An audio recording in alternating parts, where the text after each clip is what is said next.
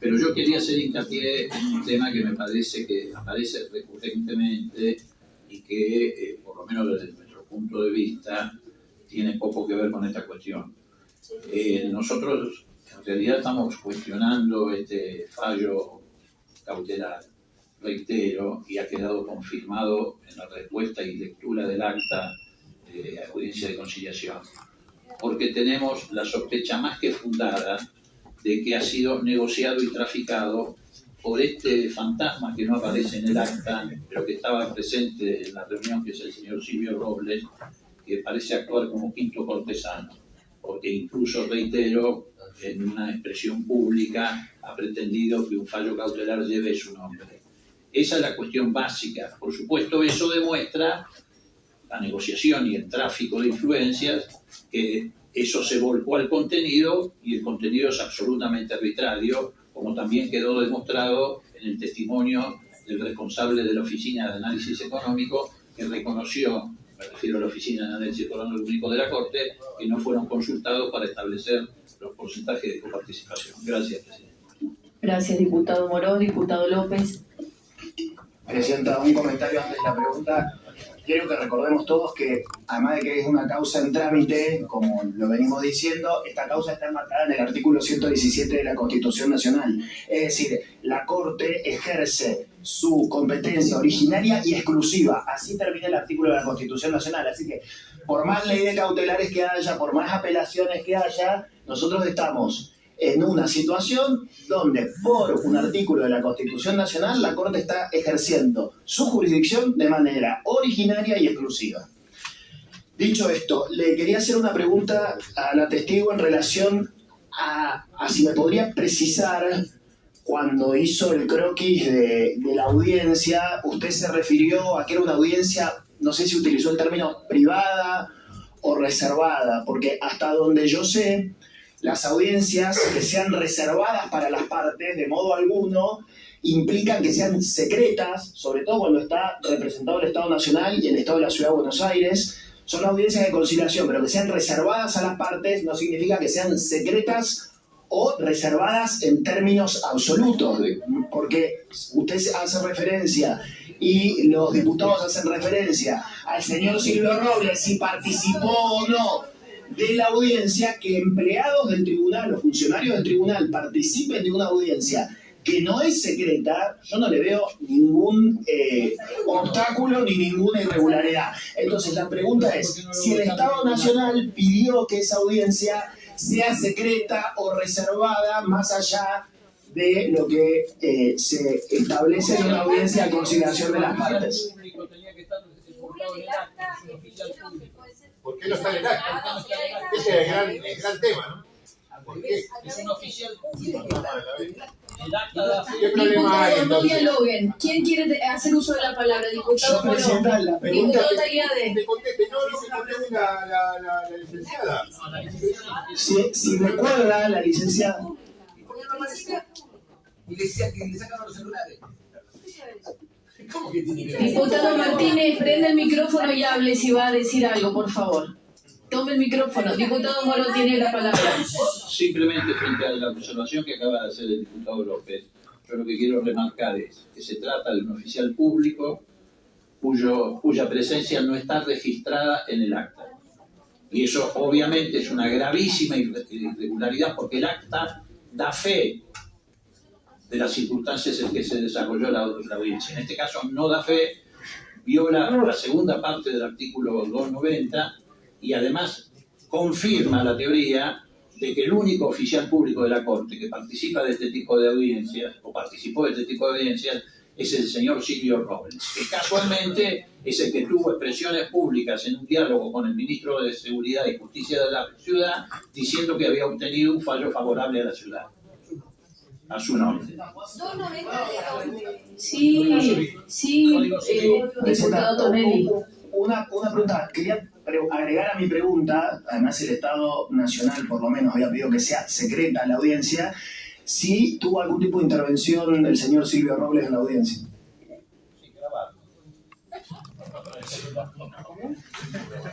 A ver, en primer lugar, hay una diferencia sustancial en las definiciones de las palabras secreta, reservado, privado, confidencial.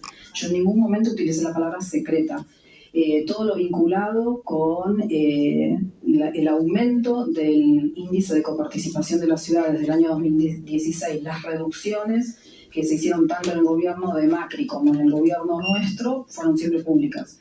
Y que había una audiencia era público, ¿sí? O sea, nunca utilicé la palabra secreta y de ninguna manera nosotros hicimos alguna exigencia a la Corte Suprema de la Nación de cómo debía ser realizada esa audiencia.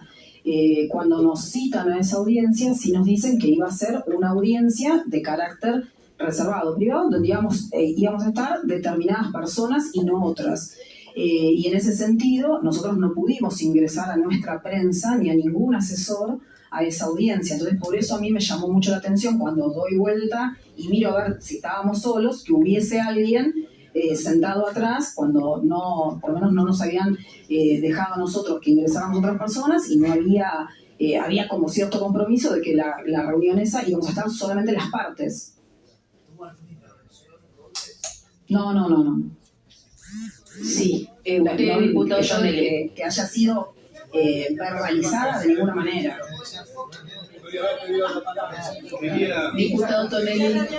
Quería hacer una aclaración sobre este tema del acta, porque lo usual, lo habitual en las audiencias en los tribunales es que el acta deje constancia de quienes están presentes y participan de la audiencia. Ahora, el hecho de que un empleado del tribunal, que eso es en definitiva roble, da la categoría que tenga, el hecho de que un empleado del tribunal esté presente, sin participar, sin intervenir, de ninguna manera justifica eso tenga que estar reflejado en el acta. De modo que la supuesta irregularidad es una idea que me parece que no se condice con lo que es la práctica habitual en los tribunales, en la que, insisto, se deja constancia de quienes participan de la audiencia, no de quienes eventualmente están allí escuchando o mirando, simplemente entiendo que no hay tal irregularidad. Bien, es un comentario, diputado Tonelli. Si le doy la palabra al diputado Álvaro González. ¿Algún otro diputado quiere hacer uso de la palabra? Sí, luego el diputado Yasky. Continúe, diputado.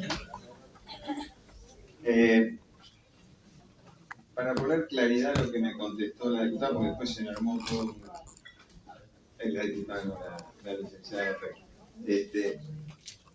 ¿Fue notificada por parte del Ministerio de Economía al banco de que había que resolver esta situación de un fallo de la Corte que se había producido en diciembre?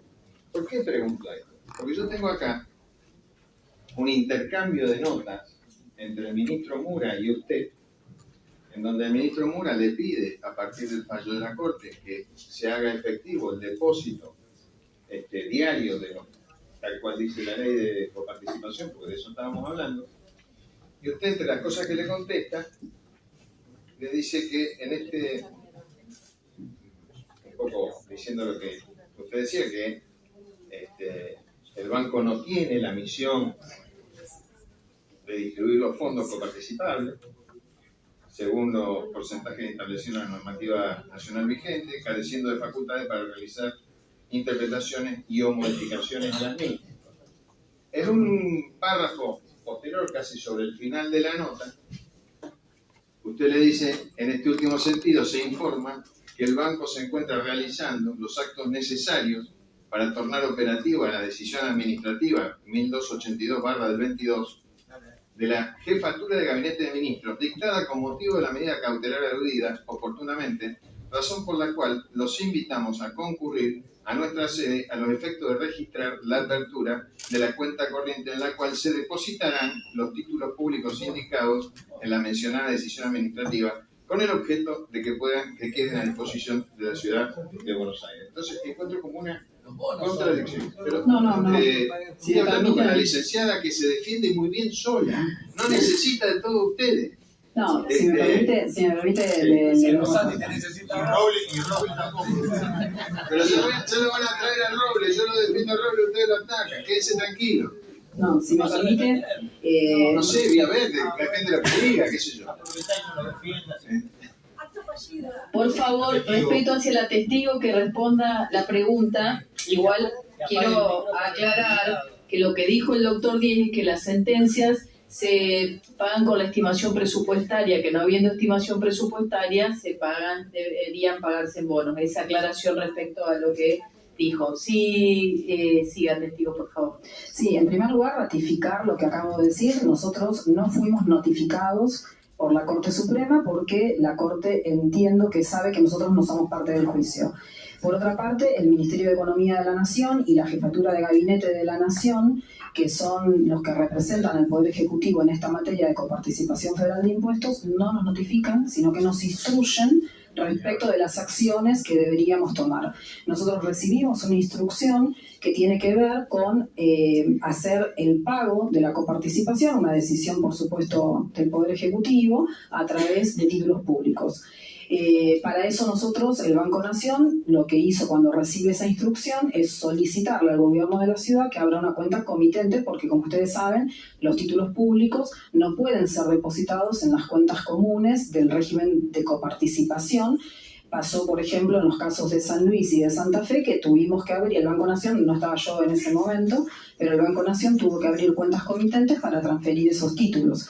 Entonces, lo que nosotros hacemos es dar cumplimiento a una instrucción, no a una notificación de parte del Poder Ejecutivo de la Nación, en donde ellos nos dicen cómo van a transferir esos recursos. Le solicitamos al gobierno de la ciudad que venga al banco, a la sucursal Plaza de Mayo, para que pueda hacer la apertura de estas cuentas, bueno, cosa que no sucedió.